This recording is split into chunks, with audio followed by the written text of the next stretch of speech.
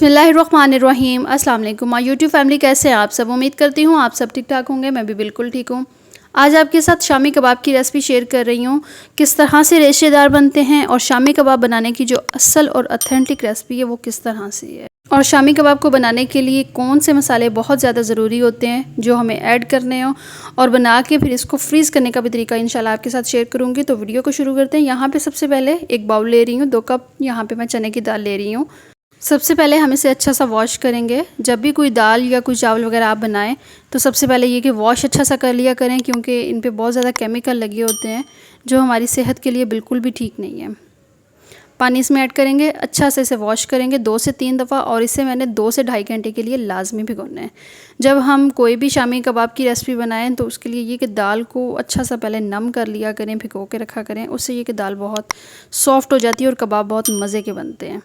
फिर यहाँ पे बीफ ले रही हूँ। बीफ की जो मेजरमेंट है ये 1 kg की है, और दाल की जो मेजरमेंट है ये तकरीबन 1 पाव या 1.5 पाव के बराबर है।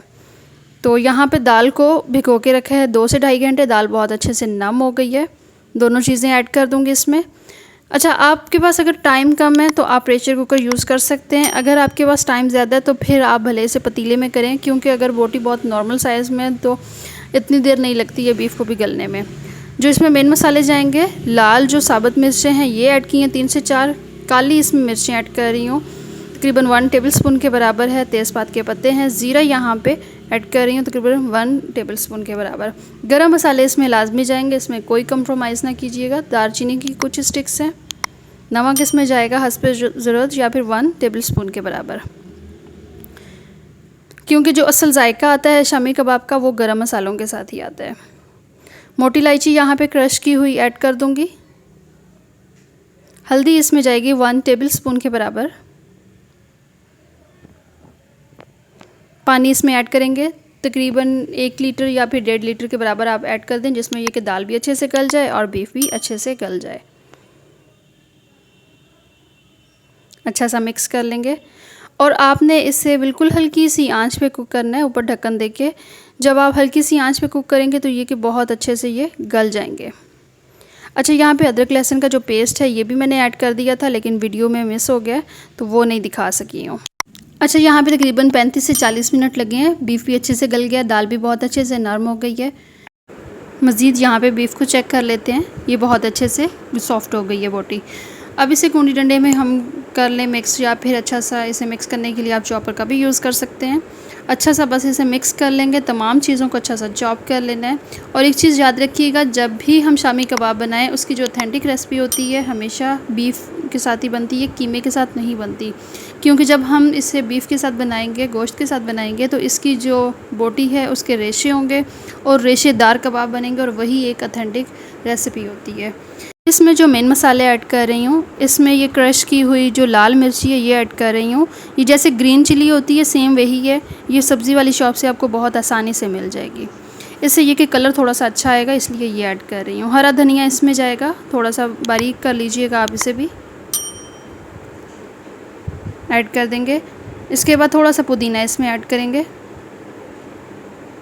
अच्छा, पुदीने के साथ और हरे धनिया के साथ भी इसकी खुशबू बहुत अच्छी आती है, तो इसे आपने लाजमी ऐड करना है।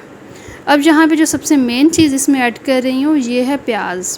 प्याज को मैंने फ्राई किया। फ्राई करने के बाद इसे हल्का सा मैंने चॉप कर लिया है, ताकि ये छोटे छोटे इसके रेशे हो जाएं। बाइंडिंग के लिए इसमें 2 अंडे ऐड करूँगी। अंडे लाजमी ऐड कीजिएगा। अंडे के साथ ये कि एक तो इसका टेस्ट भी अच्छा हो जाएगा फ्राई होने के बाद, और दूसरा जो बाइंडिंग है उसमें भी आसानी होगी। तमाम चीज़ों को अच्छा सा मिक्स कर लेंगे। गरम मसाले वो जो मैंने पहले ऐड कर दिए थे, और जो हरे मसाले थे वो अभी ऐड कर रही हूँ। अच्छा सा मिक्स करने के बाद इसकी टिक्कियाँ रेडी कर लेंगे। अच्छा, यहाँ पे आपने जो इसकी टिक्कियाँ रेडी करनी है वो बहुत छोटी छोटी नहीं कीजिएगा, क्योंकि ये बिल्कुल बॉयल है। बीफ भी, दाल भी इसमें मतलब पकी हुई है, कोई चीज़ इसमें कच्ची नहीं है। तो आपने इसकी जो टिक्कियाँ हैं वो इतनी रखनी है कि फ्राई करने के बाद ये थोड़े से मोटे मोटे से शामी कबाब हों। ये इस तरह से बिल्कुल परफेक्ट इसी तरह आपने रेडी करनी है। अब इसे हम फ्राई कर लेंगे। पैन में ऑयल ऐड करूँगी और ऑयल को थोड़ा सा प्री हीट कर लूँगी। और दूसरी चीज़ ये कि हमने अभी फ्राई करने के टाइम पे इस पर कोई अंडा इस्तेमाल नहीं किया, कोई इस पर ब्रेड क्रम्ब नहीं है। जो हमने अंडा पहले इसमें ऐड कर दिया था, या 2 अंडे मैंने ऐड किए हैं, उसके साथ ये कि इसकी बाइंडिंग अच्छी हो जाएगी। अब यहाँ पे शामी कबाब टूटेंगे बिल्कुल भी नहीं। जब आप इसे फ्रीज़ करके रख देंगे तो बस जब चाहे निकालें, आप इसे 5 से 10 मिनट के लिए डीफ्रोस्ट करें और उसके बाद आप फ्राई कर लें। कोई आपको इस पर अंडे की कोटिंग करने की ज़रूरत नहीं है। पहले अंडे ऐड करने से ये फ़ायदा होता है। बस अच्छा सा कलर आ जाए, फ्राई कर लेंगे बिल्कुल मीडियम सी फ्लेम पे, और एक परफेक्ट सा जब कलर आ जाएगा तो बस आपने इसे फिर डिश आउट कर लेना है।